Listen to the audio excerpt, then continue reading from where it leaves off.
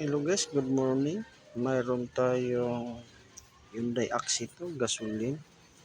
So, chinik namin, wala nang preyon. So, wala naman may nakita dito problema sa labas. So, mga fitting okay naman. So, binaklas namin yung sa loob. Baka nandun yung problema. Yan, natanggal na namin. So, yan. So, chinik pa yung evaporator. So, tara, tingnan natin.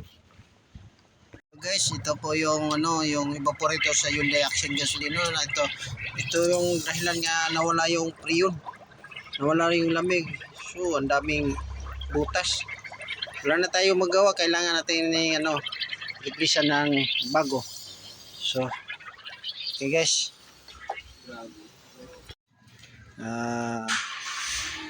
Ito yung bago. Replacean ng bago. Ito bago. Walang bago. Okay.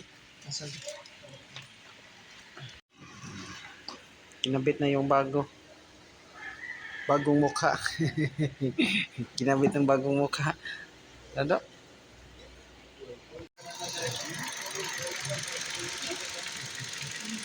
Okay. Okay.